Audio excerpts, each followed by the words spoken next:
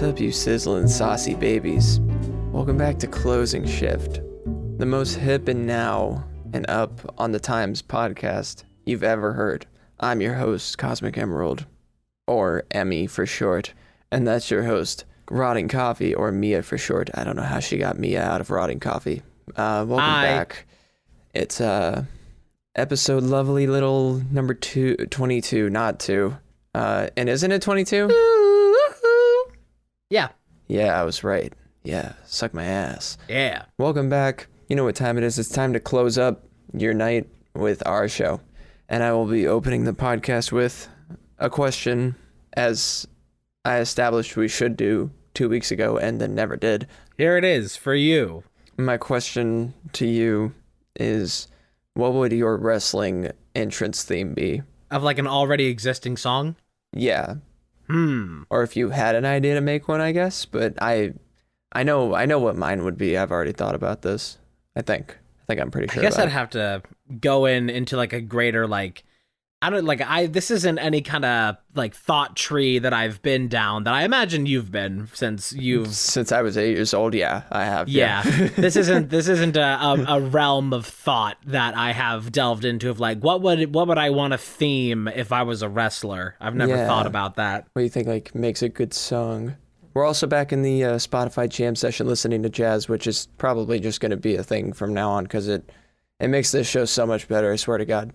Yeah, speaking of a good song, I added one to this pool that I really like called Ed Afton Ved Svennefossen. It's just a really good jazz track that got big off of... that guy from FNAF. Yeah, it got big off of like... Ed Afton Ved Svennefossen. Trackmania videos. Used it a lot. That's funny that it's Trackmania. That's just so random. Yeah. It's like how like Resonance by Home, like that's the speed running thing, like Summoning Salt. It's kind of like that, but for Trackmania. Right. I guess you could probably give your answer first and give me some time to think. Yeah.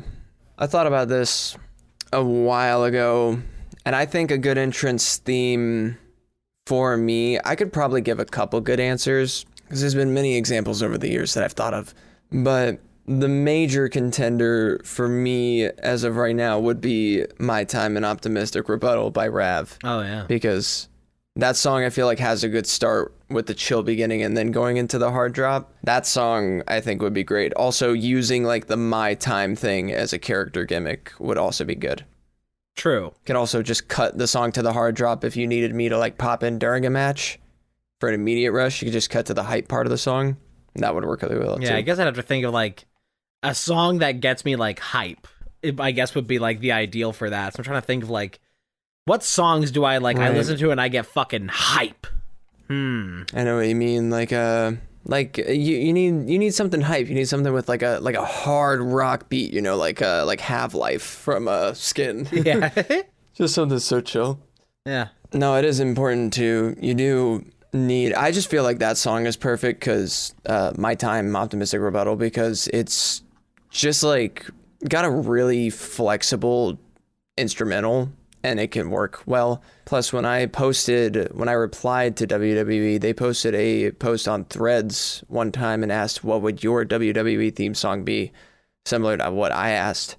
And Rav liked my response of it being his song. Nice. I think that, like, the only answer I can think of right now for song that, like, it gets me hype when I listen to it, that I just think makes for, like, a good for that kind of vibe that you get for wrestler themes, based off of, like, what I've heard from a lot of other wrestlers.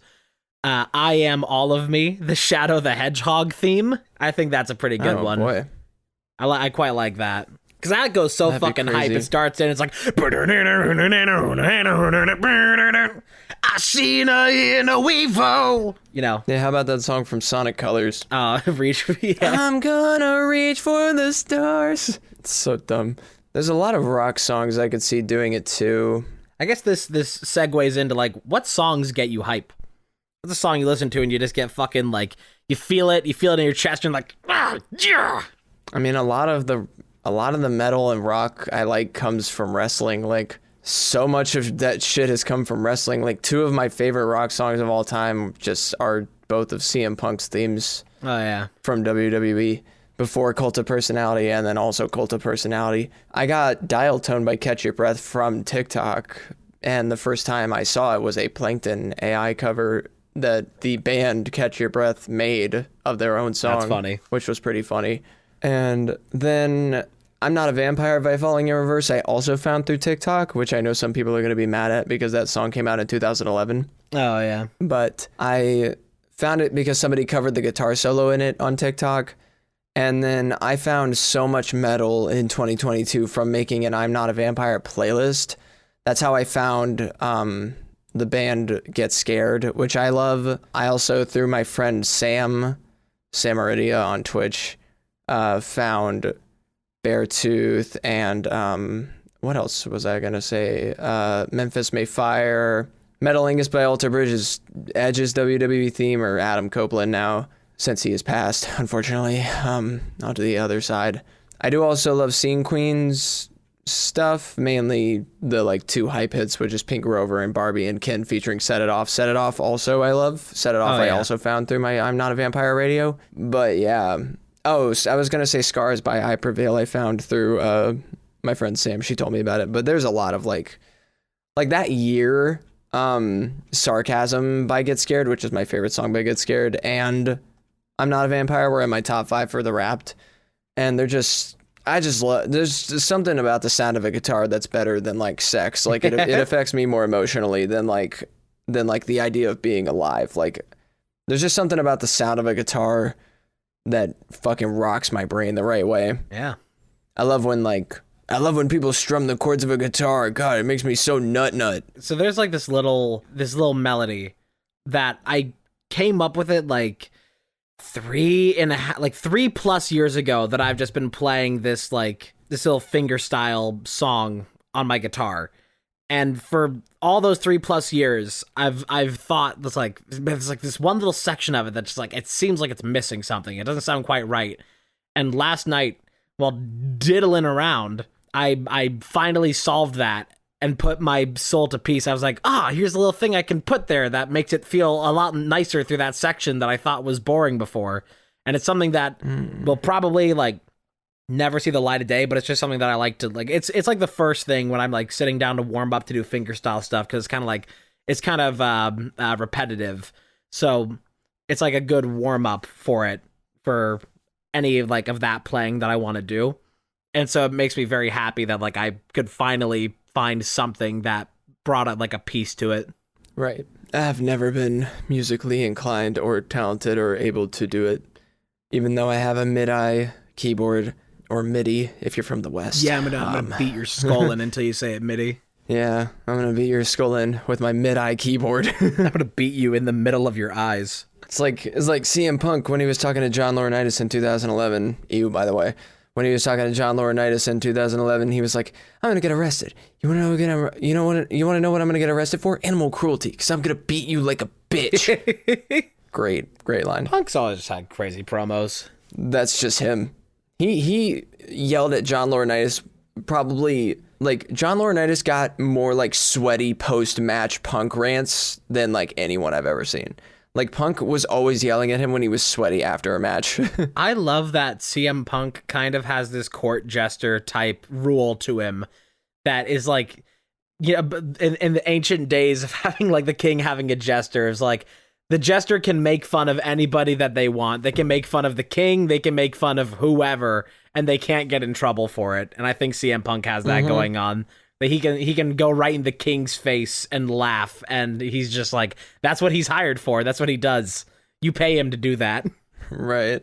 That's another banger from the John Laurinaitis CM Punk thing is when CM Punk was put on the cover of WWE 13's the video game, and John Laurinaitis made a mock-up of him being on the cover instead. And that's sad. CM Punk said something along the lines of like, because you just want to be the main character like Pac-Man or something like that. And then he said, which makes sense because you nor Pac-Man have any testicles whatsoever. And it's so funny. Quote CM Punk, Pac-Man has no balls. There is just nothing like wrestling. I've said it once, I'll say it a million times. Wrestling is more entertaining than the things you like. It's so good. It is. There's nothing like wrestling.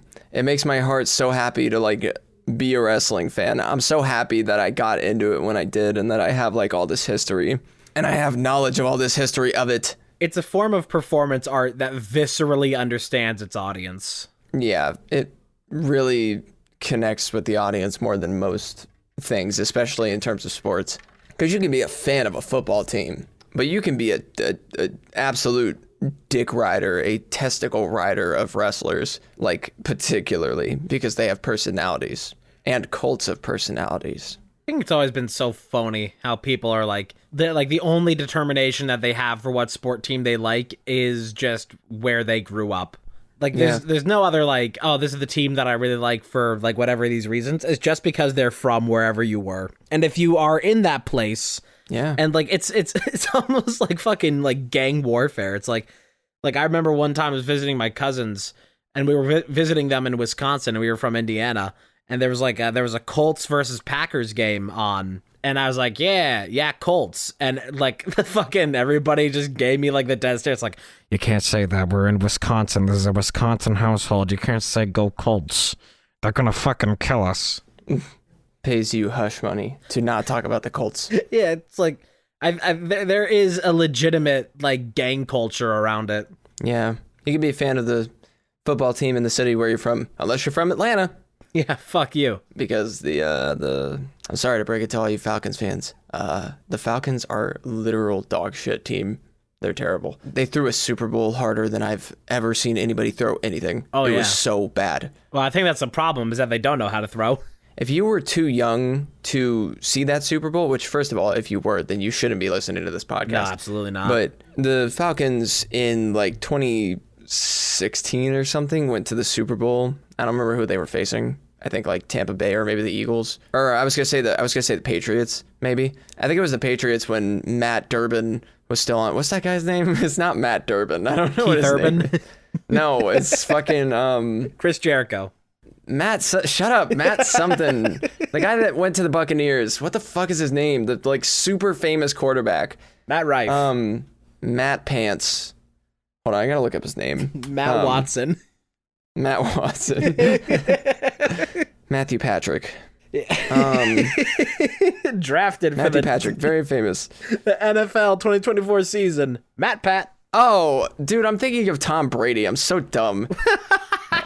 I was like way off. Matthew Brady. How many Matts are there? God damn. This Just is like the story list one after the other. of a Tom named Brady. He kisses his son in the mouth. That was always the weirdest part. Anyway, I was just trying to say I think the Falcons were facing the Patriots when Tom Brady was still a quarterback. I don't know, though. I'm going to look up what Super Bowl that was while you talk. Isn't it so crazy that Tom Brady, he retired briefly from like the Patriots. Well, like I think he transferred over. He was like, okay, I'm done with football now. It's time for me to focus on family. And less than a year later, he divorces his wife and goes back to football. So he was like, no, I can't. Yeah, I gotta quit this football stuff because I gotta focus on my family. And then he focused on family. He was like, man, Right. I miss football. And he left his entire family for football. Quick It was turnaround. Super Bowl 51, I believe. The L, it was in 2017. I was close. I believe the L means 50. If it does, then it was 51. I don't remember the halftime show. Actually, yes, I do. That was Lady Gaga. That was Lady Gaga's halftime show. Also, I have looked up the Super Bowl. The game ended 34-28, and actually on record is the largest comeback in Super Bowl history, which is so funny because the Falcons threw so hard. They railed I was right too. It was the Patriots. They railed the Patriots in the first half, and then it was so. They were 28-3. It's crazy. They were 28-3 and they came back and won 34-28. The Falcons didn't score fucking once while they went from 3-34. That's sad. I love that when we talk about famous comebacks in any sports history, there is this implied unspoken undertone of biggest fuck up in history. It's so funny to cover fuck ups. By the way, you want to know what happened quarters one through overtime? Because yeah, I think you'll find this quite interesting. So what happened was quarter one, nobody scored. Quarter two, Patriots got went up to 3 from probably like a field goal, and Atlanta went up to 21 in just the second quarter, 21 points, which would mean like I think like 3 touchdowns with field goal making contact every time. Third quarter was Patriots got 6, Atlanta got another touchdown, and then in the fourth quarter, Atlanta didn't score, and the New England Patriots scored 19, and in overtime scored 6 to beat the Falcons. And I remember how much shit my uncle was talking against the Patriots, and everyone was telling him to stop talking so much shit.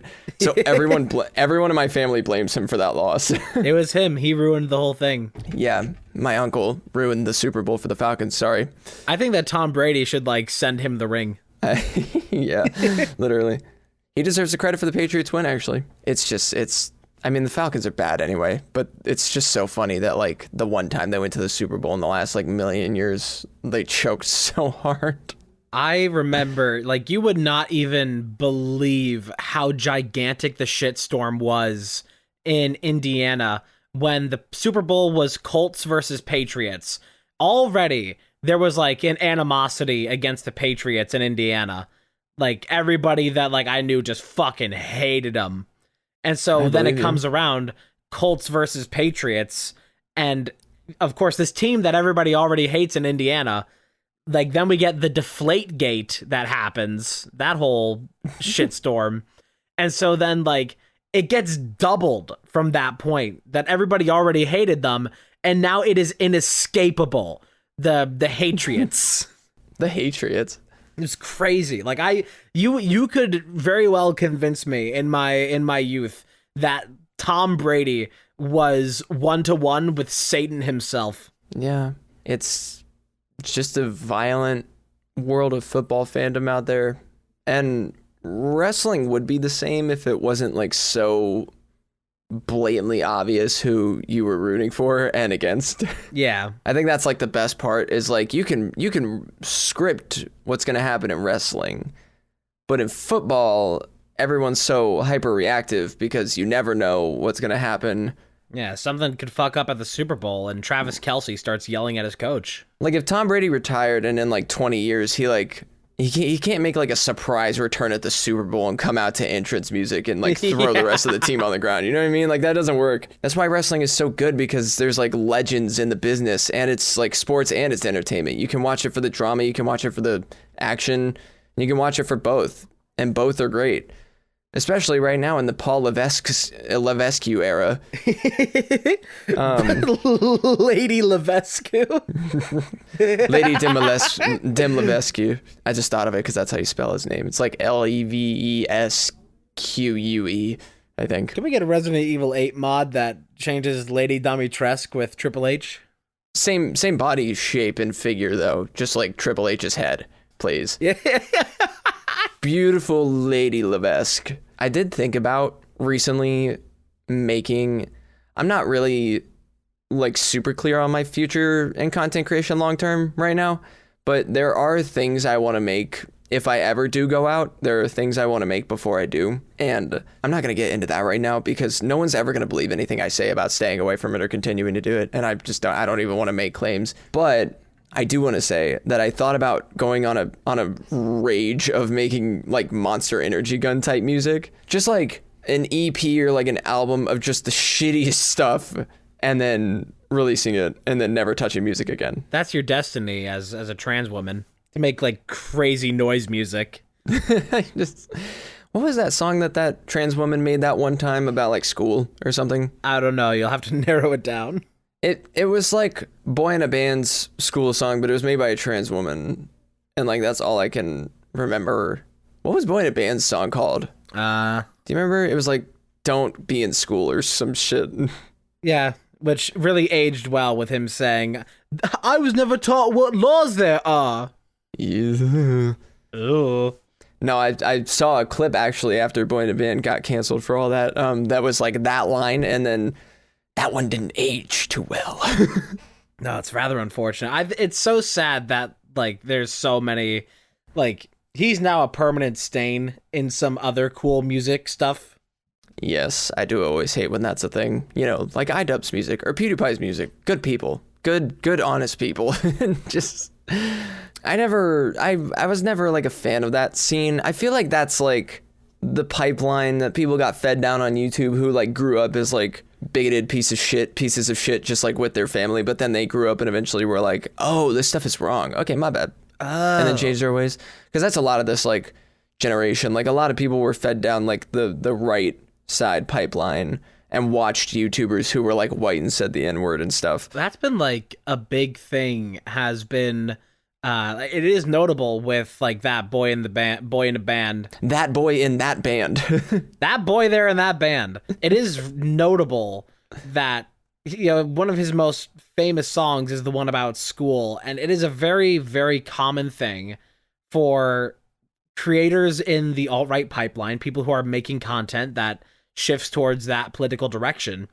They often start by making the more innocuous opinions, the lighter stuff, the easy to grab things. They can just say stuff like school is lame because they didn't cover these things and didn't prepare us well. And people are like, yeah, they didn't prepare us well. I agree with that. And they're like, okay, for my next trick, I don't like black people. And they're like, well, I guess I agreed with him on the other thing. Is he going to be wrong now? Like, that's how, like, they ease in with, like, innocuous things that are, like, easy to agree with before they start, like, shoving towards their own agenda. So that's one of those things when you see, like, those meme accounts that make, like, the most generic, like those blue checks that make the most generic statements ever that everybody can agree with. You know, it's like, oh, it won't be long before they're pushing something. Do you mean blue checks isn't, like, being verified on Twitter? Yeah. Which means literally nothing nowadays. Blue check, derogatory. I just hate, I don't know. I really, really, really don't want to keep talking about Twitter on this show. But of course. I just like want to say that like the whole like Elon Musk takeover of it is just ridiculous. I know we've all probably heard this a million times and talked about it. I just think about sometimes like the verification thing, and it's just so having any status on the internet has become so pointless unless you're like pre-established and trustworthy. Like when some YouTubers get canceled and then like the memes will go around like, if nobody got my back, I know YouTuber A, YouTuber B, YouTuber C, YouTuber D that have never done anything wrong got my back. Markiplier is usually at the top of everybody's list because I don't think Markiplier will ever go down in anything other than being appreciated. And I'm glad I was a fan of him first. I became a fan of him a year after he started existing online because creators don't exist outside of the internet. They're not people. And you could put us right at the top of that list. We're just like machines. We're just off when we're not doing this show. Yeah, of course. There's no humanity outside of the content that you see. There's nothing else going on in personal life. Like, right. It doesn't, like, that's the thing that people need to, like, stop doing is, like, putting, like, every time somebody gets canceled, it's like, oh, man, I can't believe people put this guy on a pedestal. Anyway, here's 3 guys that I put on a pedestal. And it's like, it doesn't matter how amazing a creator is, how much you love them, how great they seem. There's nothing stopping there being, like, something behind the scenes or just some scandal. Like, right. For just recent examples, like, nobody knows what's going on with it. That's like, oh, like, Jacksepticeye kind of disappeared from Cloak, and he, like, unfollowed Markiplier, and it's like, are we ever going to know what's going on with that? Probably not. Did that happen? Yeah. Like, he's, like, not really involved with Cloak anymore, and he unfollowed Mark, and it was, like, a huge stink for a thing. And he started a podcast with Easton. Yeah, people doing, making all kinds of, like, assumptions or whatever, but it's like, weird. You know, they're like, just imagine the possibility for a moment that we're not in a time where Jacksepticeye is like keeping his peace about this and like making anything public, where instead he's like, here's my experience with Markiplier, and then like it could be a shitstorm. It's like, you don't know what's going on. It's like, we don't need to know what's going on. Like, we are just as much fans of people on the internet as we are creators, you know, just like we have this chronically online life sometimes, but we're also real people. It's like, I don't need anybody related to Markiplier or Mark himself knowing about my shit, so why do I need to know about his shit? He's still like got a private life and stuff. Yeah. You know, you have to, if you only see like creators as an opportunity to like buzz on Twitter about it, then you're just like toxically chronically online.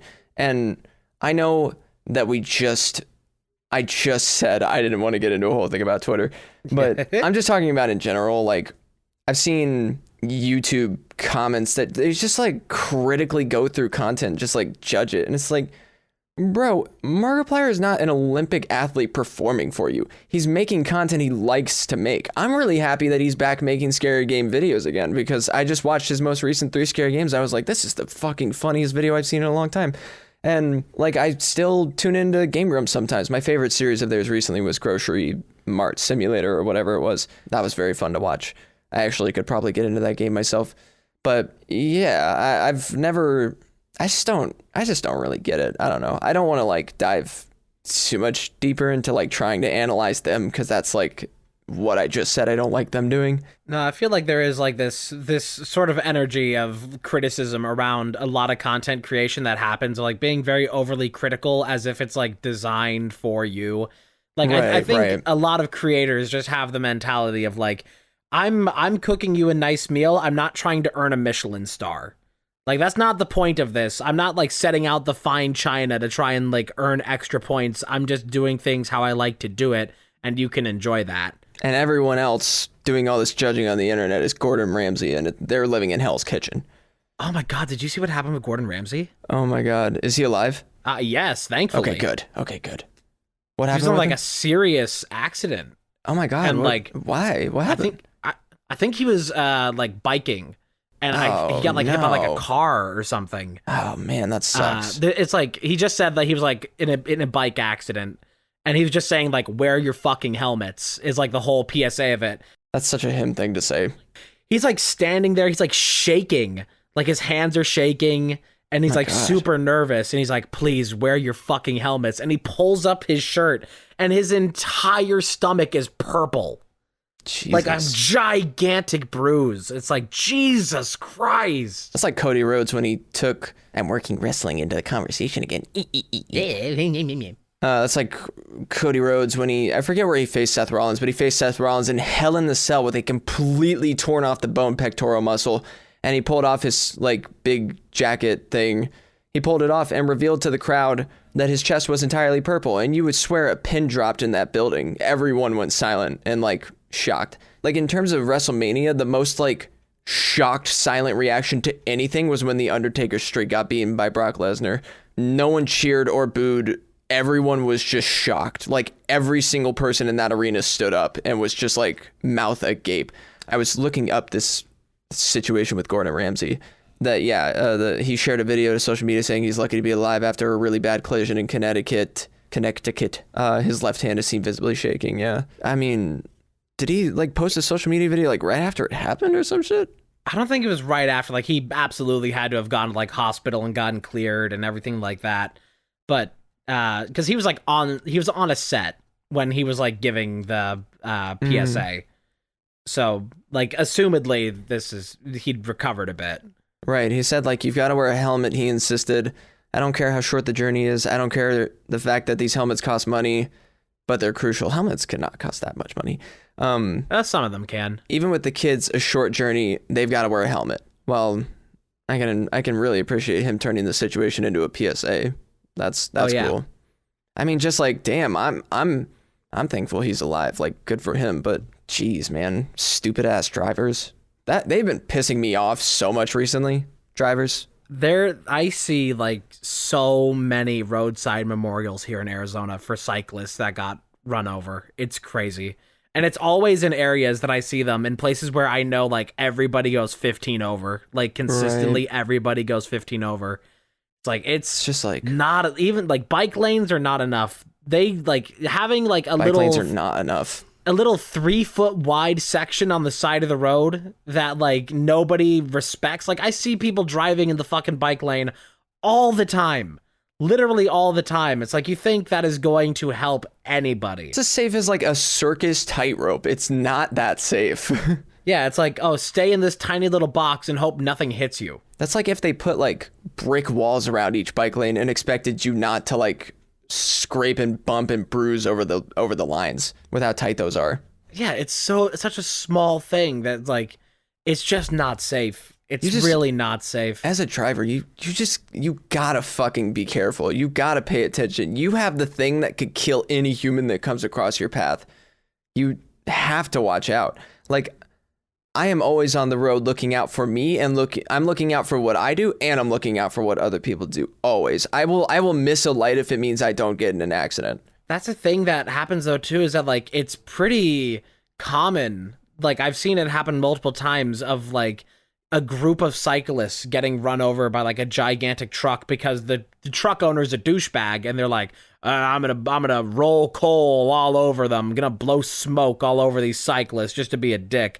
Mm-hmm. And then they fuck up and run all of them over instead because they don't know how to operate their big dick swinging vehicle. Yeah, it's sad. It's just like so many people. I mean, similar to those people who just like think they were born to critically analyze every single piece of content on the internet. People just don't care. People just like don't consider anything when they're doing stuff. So I like people will cut off other people on like the highway and shit. They just feel that wherever they're going is more important than the person next to them's life. No, this was a thing that I saw on Twitter. It's so bad. Somebody like shared a video of where like a truck driver was like being terrible and like had rammed them and was just being like a douchebag and like, you know, like harassing this person. And like the response to that, somebody said, it's like, it does not matter how insane, how terrible the driving is, how dangerous it is. There will always be somebody who looks at it and says, no, they made the right maneuver. It's just like fucking ridiculous. Also, I found this other playlist recently on Spotify. Very random, but there's another playlist that's like lo-fi jazz. Nice. Lo-fi hip-hop jazz, and I want to play that when we do the next episode because it's fucking awesome. Also, I will establish that we should probably start alternating the opening question thing. So I guess next week you'll come up with a question. I will start coming up with questions ahead of time, though. Good call. I got this idea for this segment from Void FM with Rav and Kill Bill. I just wanted to give them credit for that idea. Kill Bill and Rav. I also was going to say, when you said like the whole Jacksepticeye dropping Cloak and unfollowing Markiplier thing, I was going to say that's weird because he does Brain Leak with Ethan, and Mark was just talking about Ethan on a recent episode of Distractable. So I guess they're still friends, but that's just weird. When Brain Leak started happening, I always thought it was funny because I was like, oh, it's the podcast for guys who didn't make it on Distractable.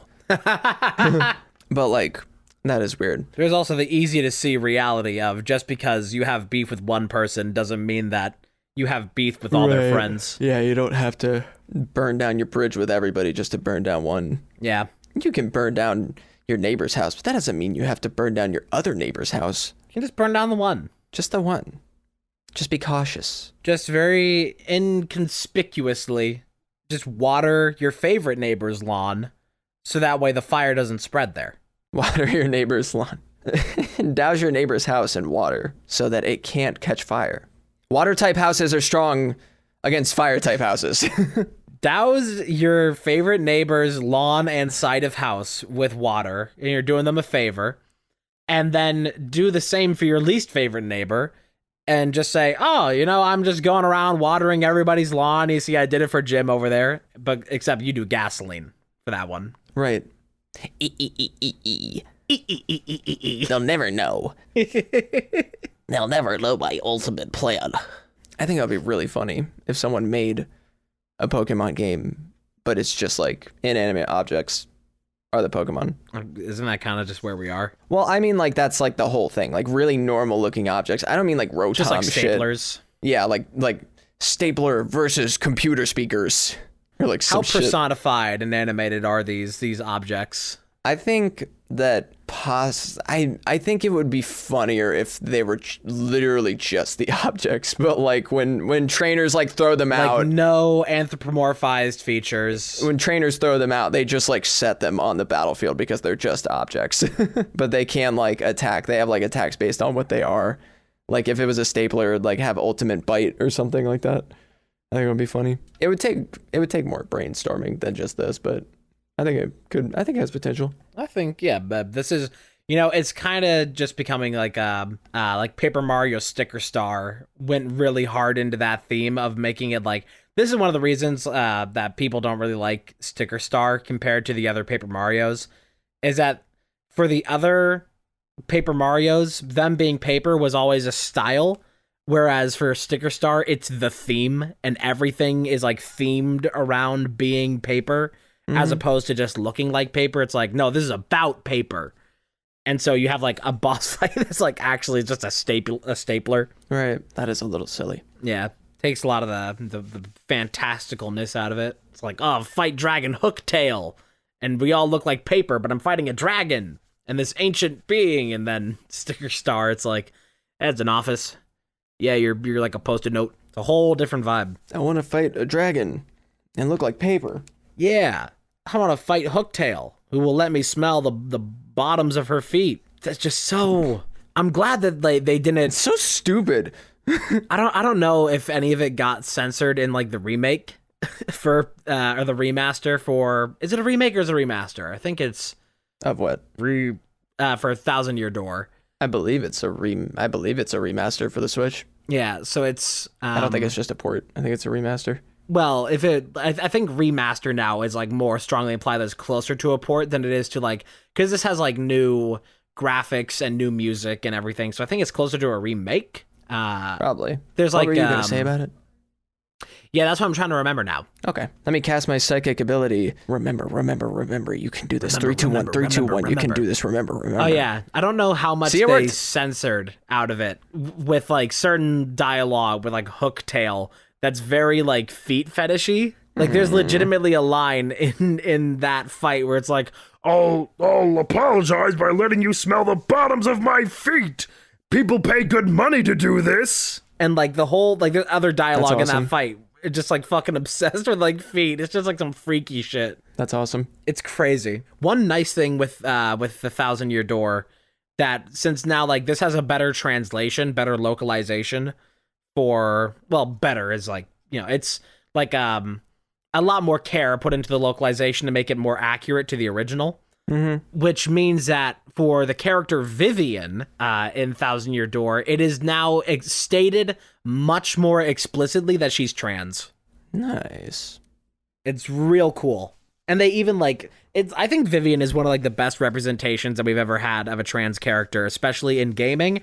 Even like that game is from like 2000 and like it's like early 2000s, like vaguely around Mario Sunshine and whatever years that is.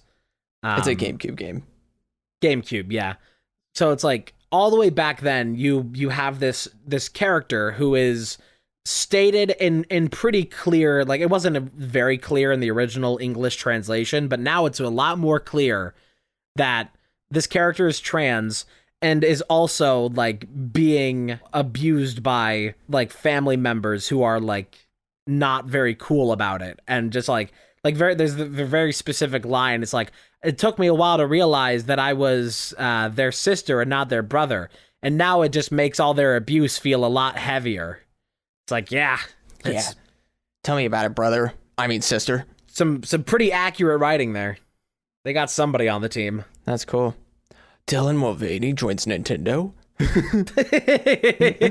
They're putting Bud Light in 1,000 Year Door. So, oh my god, that whole Bud Light thing. Imagine Mario drinking a Bud Light. Luigi, shut the fuck up. Bud Light presents Real Plumbers of a Genius. Oh my god, Luigi's down to bad. A booa hooah. Shut up. Oh, there's a fan game being made for that as well. There's like a Luigi side story in 1,000 Year Door where he's like telling Mario about his adventures saving Princess Eclair. And now people are like making that. Princess Eclair? Yeah, like he's like, while you're saving Princess Peach, he's like, bro, I have to tell you about this crazy adventure I went on to find Princess Eclair. And like he gives you like a new bit of it every chapter of the game where like you're having these like parallel adventures that he just tells you about and he like over embellishes. So there's like a team of fans that are legitimately making a Paper Luigi like thing for saving Princess Eclair, like their own fan game. That's awesome. Nobody tell Nintendo. I want to see this get made. Don't tell Nintendo. Everyone stop listening. Rest in fucking peace, Vims. Loose lips sink ships. Also, another thing, famous leaker for like Nintendo stuff and also like other related things. I think it is mostly famous for like Nintendo leaker leaks. CM Punk. There's somebody named Pioro, who was like a very famous leaker for Nintendo Directs, who's also a fucking idiot who gave away his source in an to like a news article. You can't do that. Yeah, that's that's like dumb. talking to some, I don't even know what publication it was, but he was like, "Oh, I didn't know that the words I said were going to be used. I didn't know that they'd use it in the report." And so why did these journalists report my info?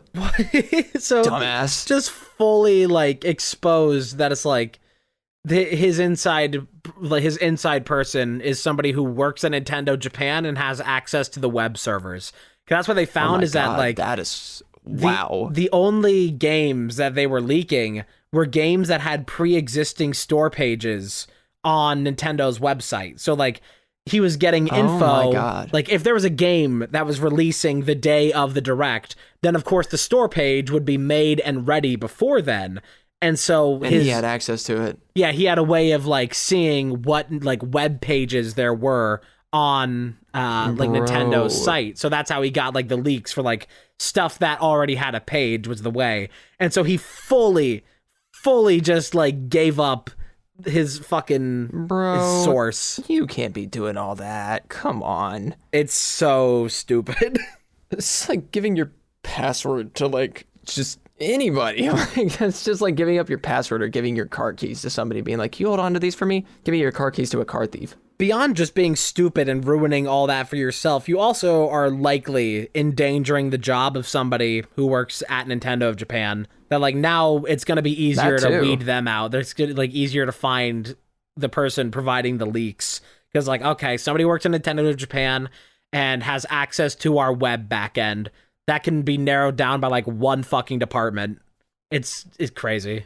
Here's what they'll probably do. They'll probably take every person at Nintendo of Japan, line them up, and be like, "We're on a leaker hunt, and don't think we don't know how to weed them out." It's probably like easier. They'll just like they'll like go to everybody, like, "Okay, we're searching your social media. Who do you follow? You follow Pioro? It's you."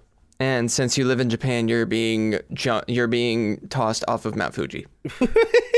That is the punishment for sinners in Japan. You didn't know?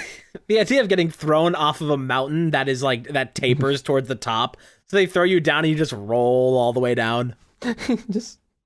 Yes, since Japanese people are made of rubber. Yeah, just roll down. Of course. I think there's like that famous tradition it's like in Europe somewhere, maybe it's in the UK, where like they throw a wheel of cheese down a hill.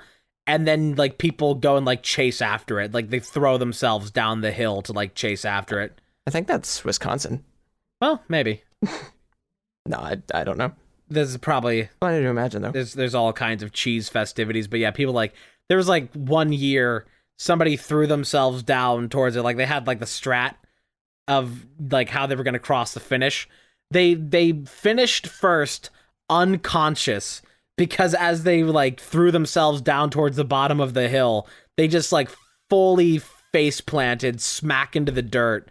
And they still won. And they were like, yeah. I have no regrets. If you had to start a tradition locally, like in your city, in your town, whatever, what tradition would you want to start? Something silly like that. Celebrating the LGBTQ community during June. Boo! That already exists, you plagiarist. I'm not a plagiarist. I'm poserist. What tradition would I start in my city? I don't fucking know. If you could just, like, get everybody together to, like, do this one ridiculous thing. Probably doing the YMCA and putting it on TikTok. No, I mean, I don't know. If I could get everyone together to do one... You mean just, like... You mean, like, a one-time event? Well, like... You know, some of it, like, it could be, like, a tradition. It could just be, like, some weird, like... You know, those people, they do that stuff all the time. It's like, come see me eat 30 corn dogs in the park. Oh. Well, I don't want all the people in my city to come watch me do anything. But if I had to start a tradition, I think it would be kind of cool. Maybe just like a big chill party. Just like a huge, like...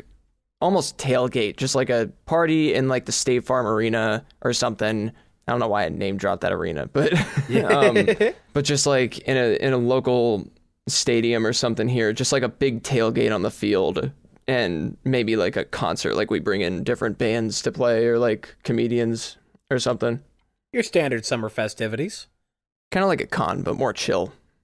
Just like the big open space, like free food and stuff. Homeless people welcome. That's the thing, that you can find events like that in your town, in your city. There are people who do put on events like that. That's just like, we got like a couple bands and some barbecue.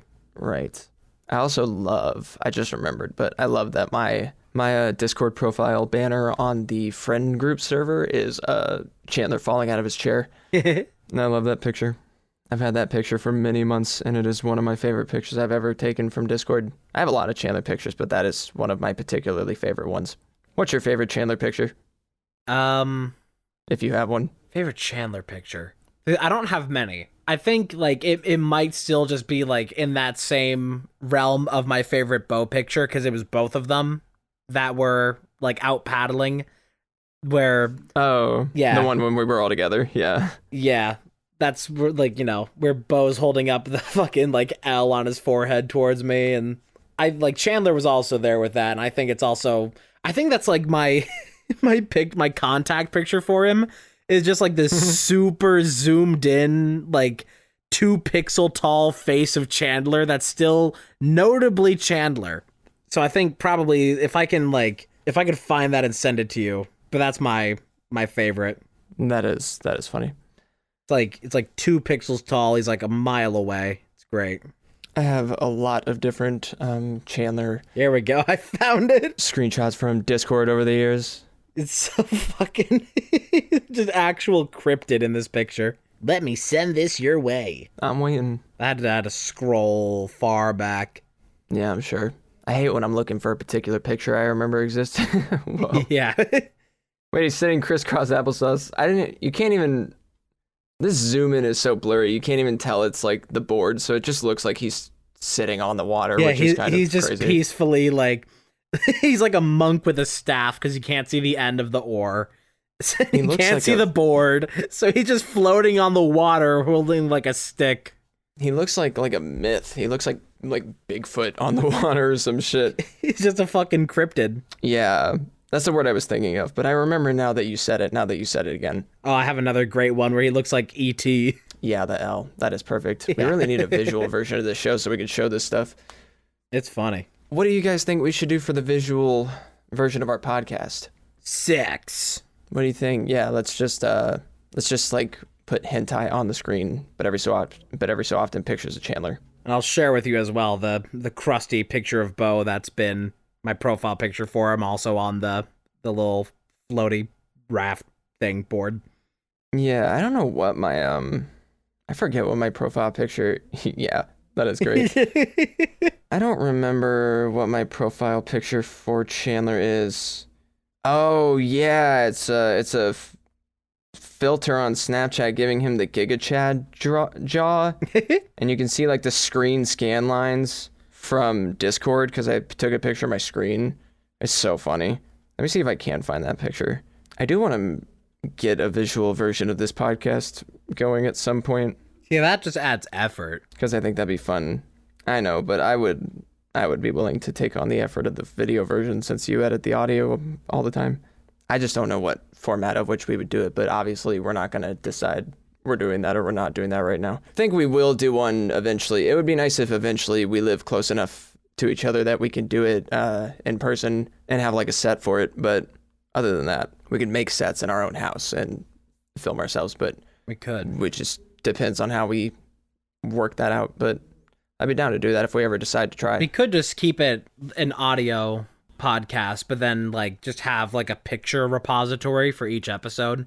Oh, just like click this Google Drive link to see the pictures used in this episode. I could probably like legitimately give them make code names. Like a website for it, because I've done like a website, like image stuff for like on NeoCities, just to like display like click here for the pictures from this episode. Just have a little index of it. Yeah, it'd probably help you make that website using Squarespace. We're not sponsored by Squarespace. No, but I just thought that was funny.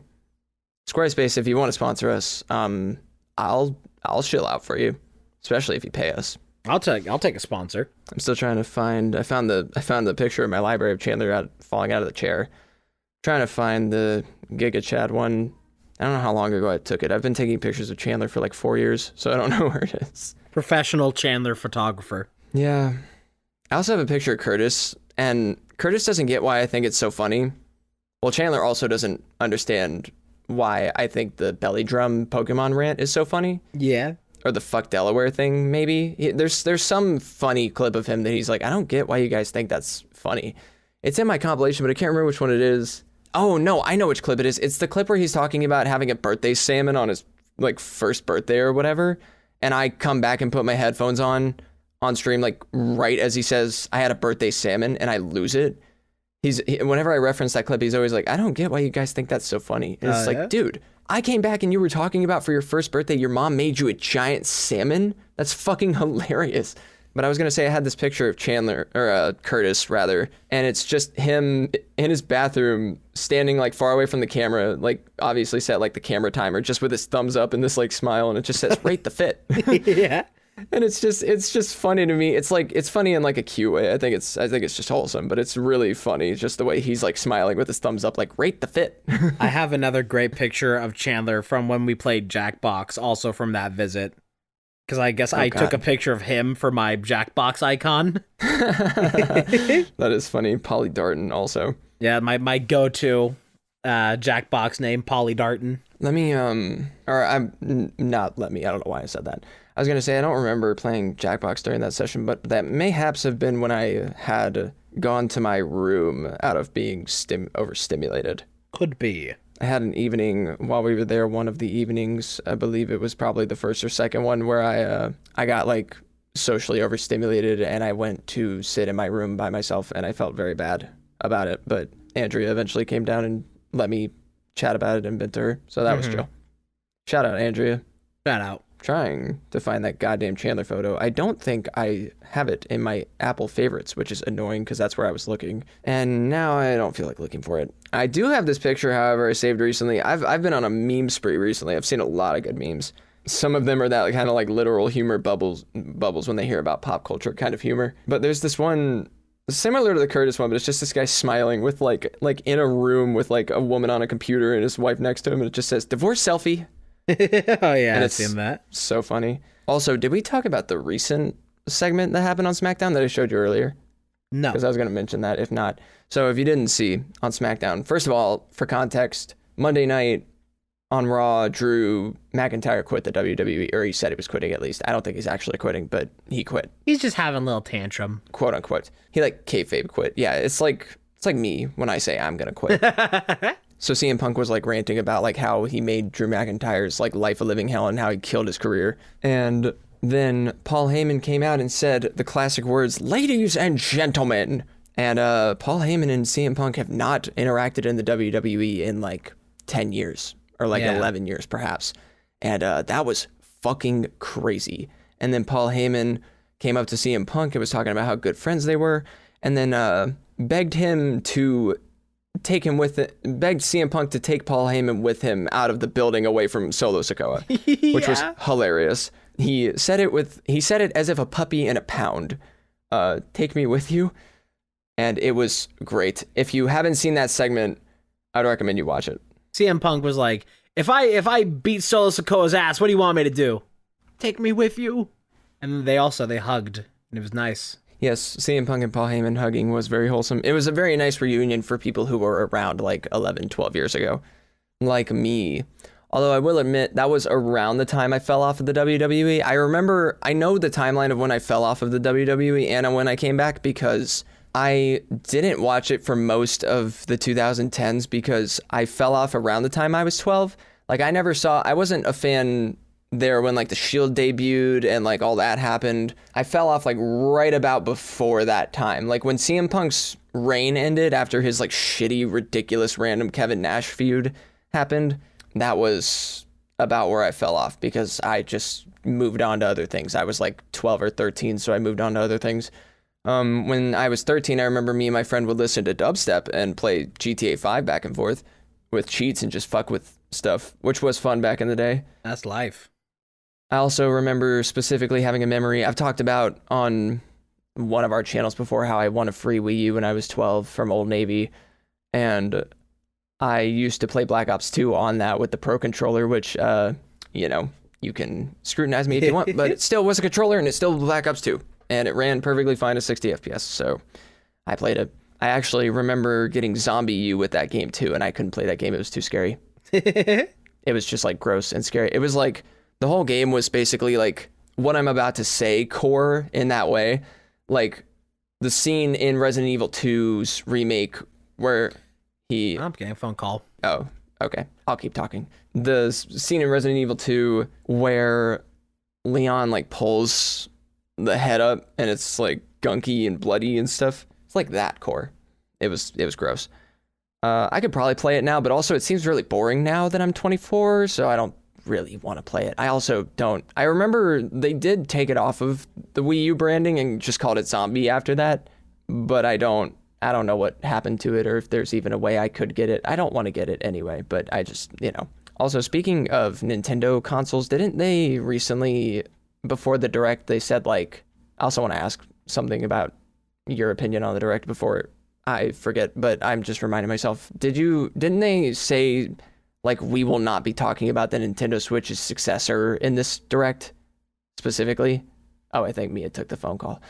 I think they said something like that, but that to most people, including me, just confirms that there is a successor that they're working on. I hope that it matches the quality of like, I hope that it brings something to the table similar to what the Switch brought to the table, which was just like revolutionary, like going back and forth between a portable and a home console.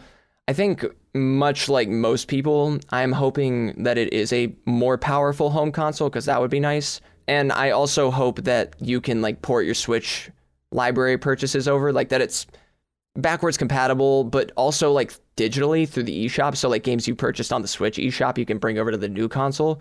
I think that would sell a lot of units for their future console, for whatever their upcoming console is. I think that would be great. I also hope the UI isn't crazy because like the menus and stuff on the Wii were like perfect to TV channels and stuff. And I like the Switch's UI too. It's like just really simple and easy to use. I hope that they don't change that much on whatever the new console is because I really don't want it to be like the Wii U. I feel like the Wii U's UI was like a little too crazy. I would also hope to God that they just never make like another like home console that uses a tablet to control it. Like that was basically just like the baby Switch before the Switch had an actual identity of its own. And I remember when the Switch had like ads going on, it was like, I'm back. It was blowing my mind. Welcome back. I was saying what I was saying to you because I asked a question, but I didn't realize you took the phone call.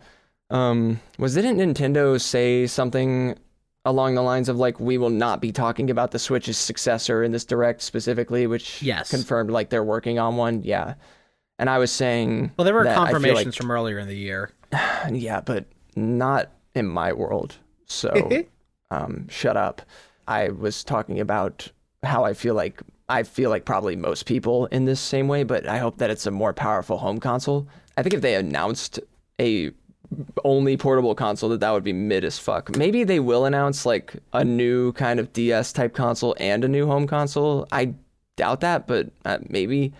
I'm really hoping mainly that it's a more powerful home console and you can like port your digital and physical Switch library over, like that it's got somewhat backwards compatibility. Well, that's got to be the guarantee. But also like digitally, like I want the eShop purchases. I want the eShop to continue to be the way that it is, and also that your purchases from the Switch can come over and you can play any of your Switch games on the new console.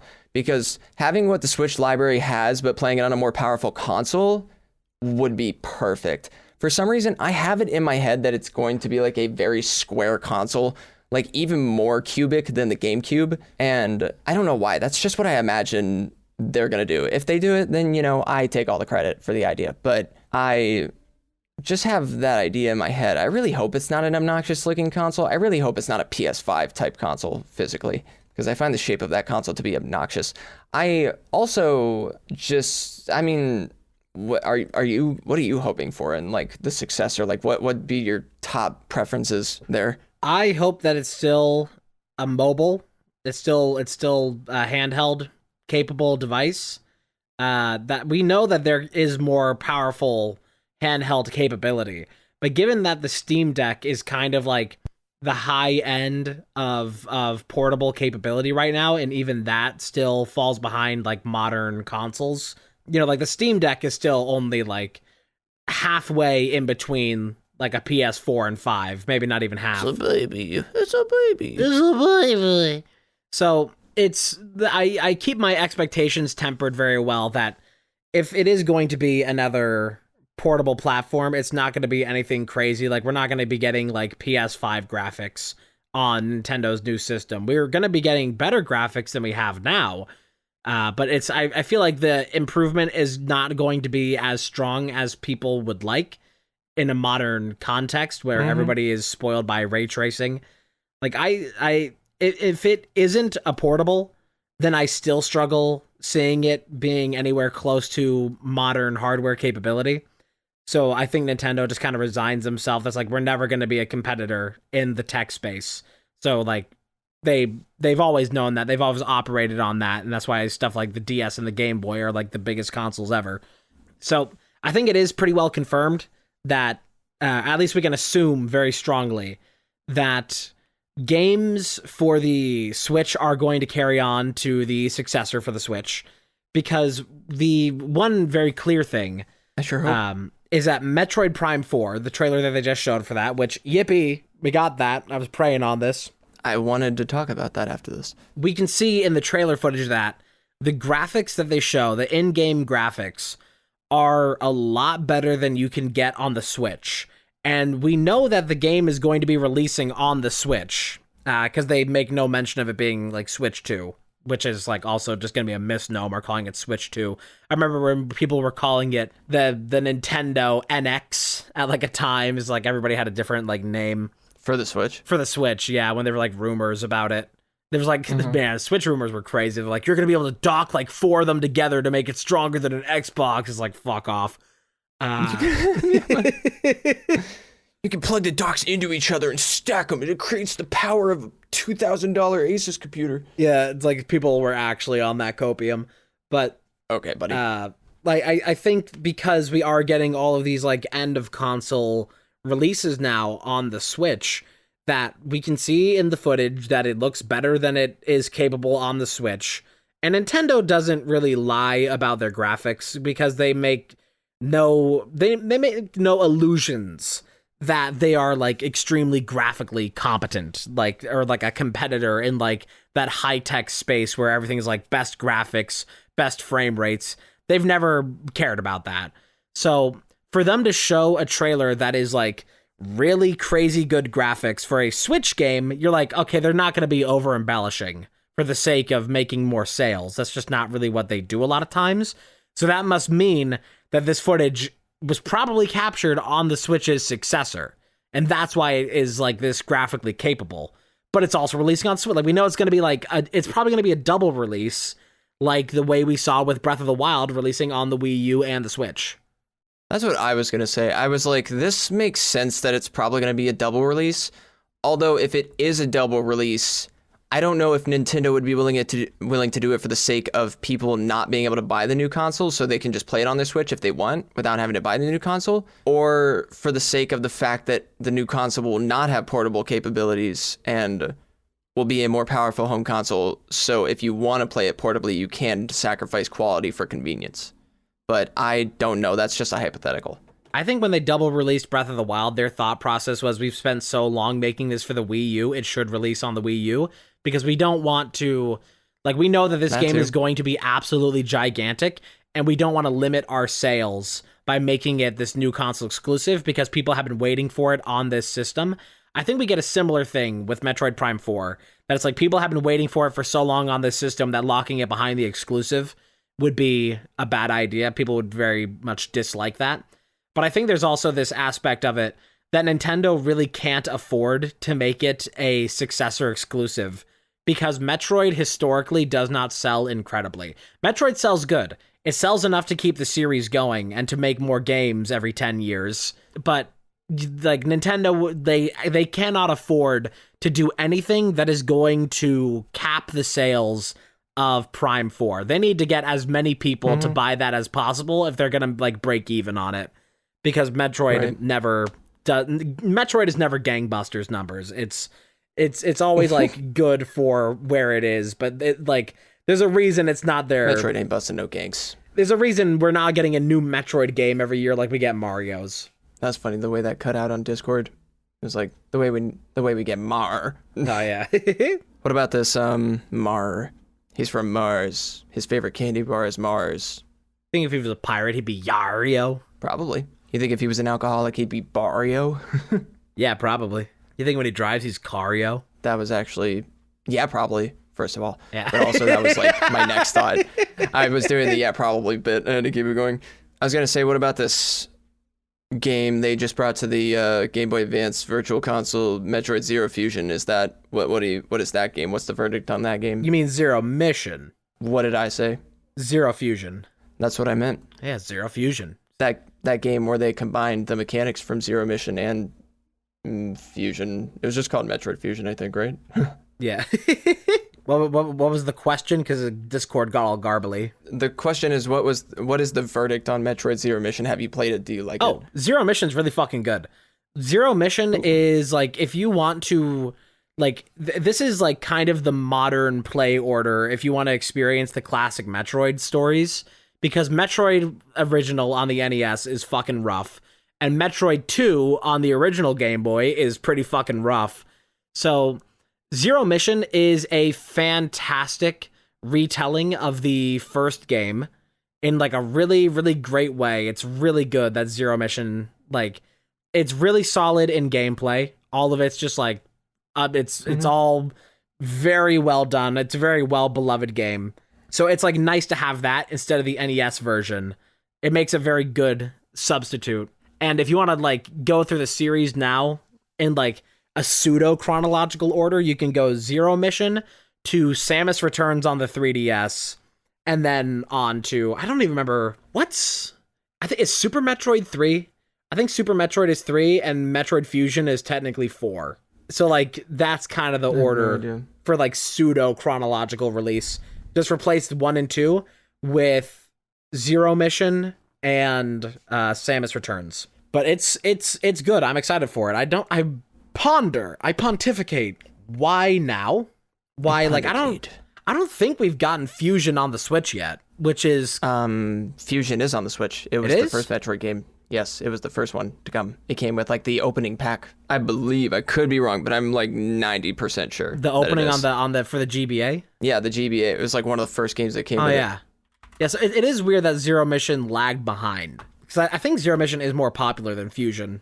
Because Fusion is a very contentious game. I'm trying to look up the fucking games that are on it. Yeah, Fusion is on there, isn't it? Yes, it is. I thought so, because they added like Fusion and the Minish Cap and the WarioWare and the Mario Bros. 3. Yeah. And those are like 4 of the first games. Maybe the F-Zero 1, 2 or something. I forgot about a lot of that because I have not renewed my Nintendo subscription. I think my Nintendo subscription's still going. I think it's supposed to renew. Actually, you know what? I remember now. I think I remember. I'm like 99% sure this happened. I remembered that it was going to go through in July, that I was going to get charged for it, and I already set it up to not renew. Yeah, I've never had mine on automatic. Because I haven't been playing my Switch, and I was just going to like cancel it. Like, my relationship with money has been very monitored recently, and I've been paying for some other subscriptions monthly, and I'm managing it very well. I also pay the bills to live in my house now. The only thing I like don't pay for is my phone, because my mom pays for like all of our phones, but she just like, I've told her before that I would pay for it. She just hasn't told me that she wants me to. And I'll take free phone service for sure. Speaking of which, you guys probably heard a little earlier that the Discord call got wonky. My internet provider, Xfinity, is dog shit, and we hate them. And we will soon be switching to Google Fiber, as it has just come to our area. We're going to switch to it like next week, and I'm really excited because the minimum bar for starting with plans with them is 1 gigabyte, which is already less than we get. We found out we did a diagnostics on our internet. We found out that we're getting like 10% of what we're paying for in terms of connection, like 10%. We're getting like a double-digit number, and we're supposed to be getting a triple-digit number. And like, sounds about right. We're literally getting like 10% of the internet we're paying for, which is fucking absurd. Like, my sister sent me paragraphs of text last night while she was dealing with it. It's just so bad. So I'm happy to be rid of it soon. Also, real quick, actually, I don't know if I had anything. For one thing, I do want to say I think it's cool that basketball is coming to Nintendo Switch Sports. I really liked basketball in Wii Sports Resort, so I'm excited to try that out. I'm not assuming it's going to be like crazy mind-blowing, but I do like having basketball like that on those consoles, or those games rather. I think Switch Sports was very misguided in its outset. Like, Wii Sports was the game that everybody got for free and grew to love it immediately because of how immediately it showed off the gimmicks of the Wii and the functionality of the motion controls. It was like, that was the whole thing. It was like the tie-in. That was the Astro's Playroom of the Wii. So, like, that's why everybody grew so fond of Wii Sports, because it was just, like, the first thing. And so when they released Switch Sports, and it's not a tie-in, and it has nothing to do with, like, Nintendo branding, like, it doesn't have Mii's in it anymore, which takes away so much more of the personality. That's like, you know, you're expecting people to buy a updated version of a game they got for free. I think that's the biggest problem, is that it wasn't like a tie-in. It was like, if they wanted to do something like Nintendo Switch Sports, it would have been better to release it with like the console and make it part of the gimmick, because that was like 1-2 Switch for a while, and 1-2 Switch was just a bad game. Switch Sports would have done better if they did it as like an NSO exclusive, like, you know, like how like the 99 games are. Just make it so it's like, if you have an NSO, you can do Switch Sports just as a tie-in to your subscription. Because then it also, like, if they add new sport modes and stuff to it, then it counts as like live service. You know, just like with the subscription would be a good move. Yeah, get people in the door, grab people by the feet, and put their feet in the door. They don't need people buying new things of NSO, though. I think at this point, like, they don't add things to NSO for the purpose of getting new people to subscribe to it. It's more for the sake of trying to keep their current subscribers, which a lot of people that if they do stuff like, you know, Smash Bros, I think were like the biggest thing for that, with that being so online, that made a huge like ripple for NSO that they really rode on.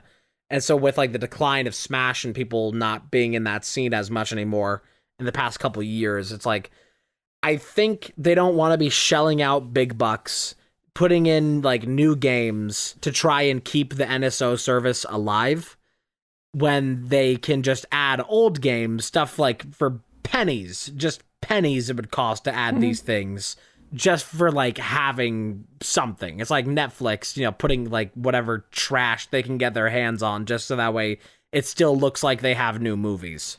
So I don't think like something like Switch Sports, as wonderful an idea it would be to have it be a bundle thing, like tied into exclusively for the NSO, that's like too much money that they would not get back from it.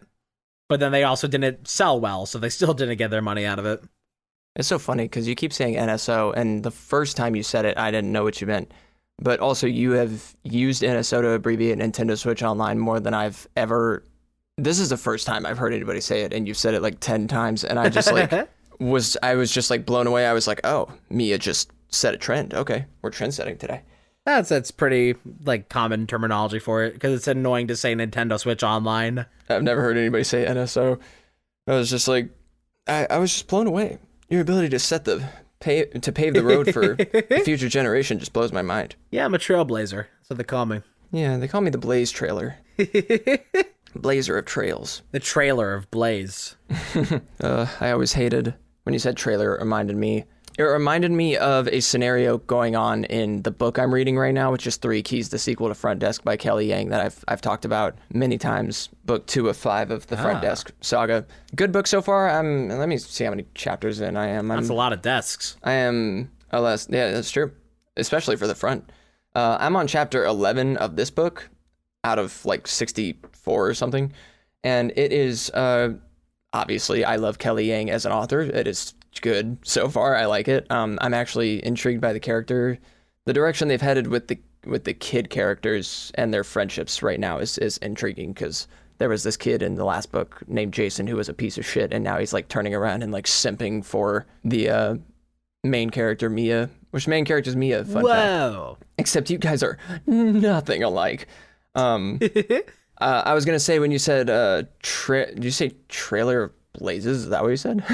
Yeah. It reminded me of Mia in the book narrating how she like got a class inside of a trailer for this new semester she's going through, and it reminded me of when I had to have classes in a trailer in high school. It fucking sucked in like the second semester of school. It was fucking terrible because when it would come around like March, April, May, it was so hot, and those trailers had the shittiest AC. It was so bad. Trailers are not a good time for anybody. There's like places that I've been that, you know, they were having like their bathrooms like redone, renovated and whatever, so they were shut down. So they had like this hole. They had like poop trailers. Love that. Love a poop trailer. New poop trailer just dropped. For some reason it sits like 8 feet off the ground. You gotta climb a staircase to it. Nice. The Golden Gates, they call them. Walking the stairway to poop heaven. Exactly. I did also want to talk about real quick before this episode wraps up. Mia, this isn't what I was going to talk about, but Mia established that we need to run episodes a little longer because our episodes keep ending up being short because we have to cut so much out. But last thing I wanted to bring up specifically is, have you seen the new calculator feature for the new OS on iPad? I mean, it's changing the world. It's actually really cool. I'm wondering if you've seen it because I want to tell you about it. It's and I have a picture to send you too. They've added a mode to the calculator where you can, like with the Apple Pen or I guess any stylus, you can write out equations and it will answer them for you. It will fill in the answers like this. You can like write out an equation. You can change factors within the equation. It will change the answer to match what's going on. It's like really cool, actually. I find it really fascinating. It's like the coolest thing they've done with the iPad since it came out at all. Now, what happens if we feed it an impossible equation or like an unsolved equation? That would be kind of funny. I'm sure it just will do nothing, but it is cool. This is a really helpful thing for students. I feel like this is really cool for students, actually. I find this new feature incredibly fascinating. Like I would definitely pick this up if I was pursuing a mathematical career of some kind. Definitely a lot more intuitive to do that than trying to like plugging in an equation into a calculator is never a fun time because like, where's the fucking symbol? Hitting the all clear on accident and then having to put it back in. Plus you can like see the whole equation this way too, and it's nice. You can use like the combination of a real calculator and this to figure out an equation. It's much nicer. I will say it's rather funny that with the whole thing that they just did for Apple's whatever for like iOS 18 is what it is, I think. They did like the weirdest fucking reveal, like a promo thing where everybody's just being like aliens in a human suit type of behavior. And then they were like, all right, everybody, prepare to shit your fucking pants. We're putting the calculator on the iPad. And here I am. I don't have an iPad, so I'm like, you're telling me for all these fucking years, this built-in feature of a calculator wasn't on the iPad? Why? You mean the writing thing? No, like the actual like calculator app that's like built into your iPhone was not on iPads. Like you'd have to like get a third-party calculator app.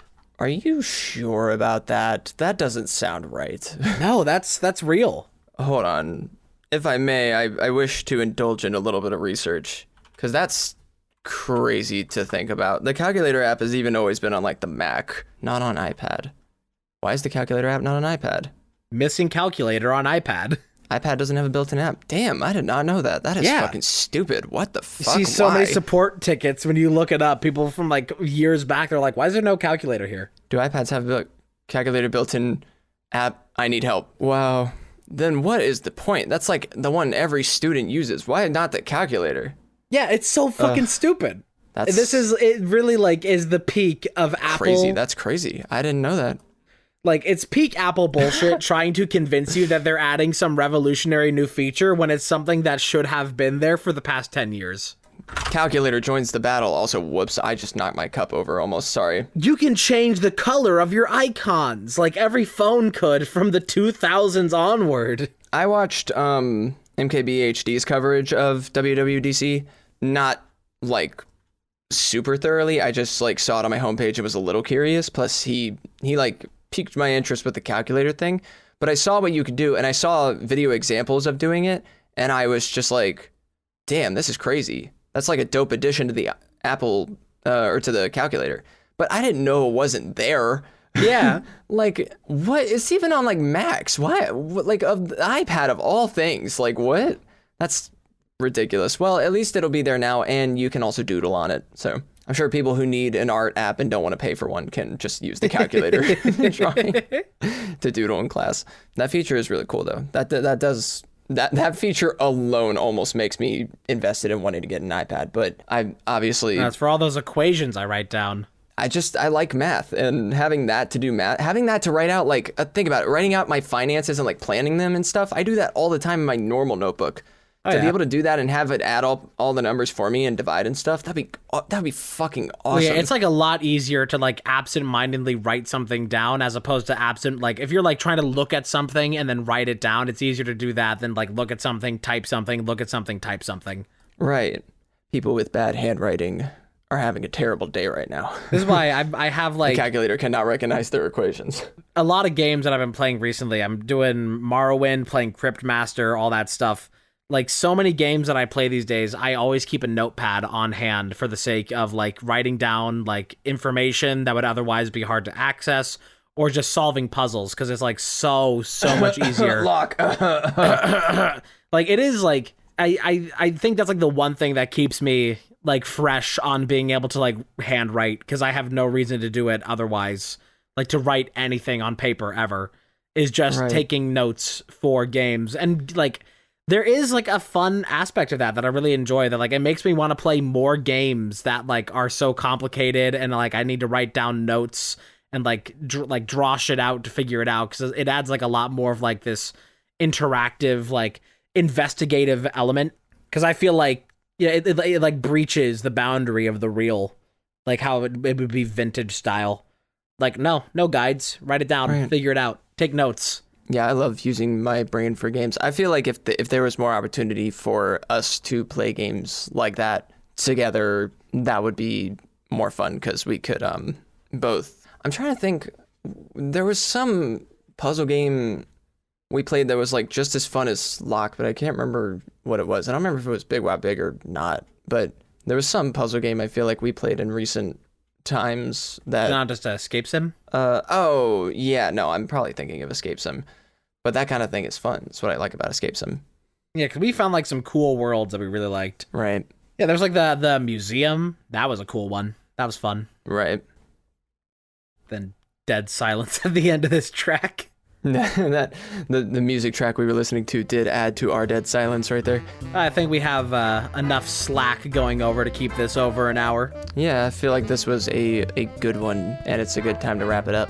So I suppose... Gotta wrap it up. We will probably see you next week. Bye-bye.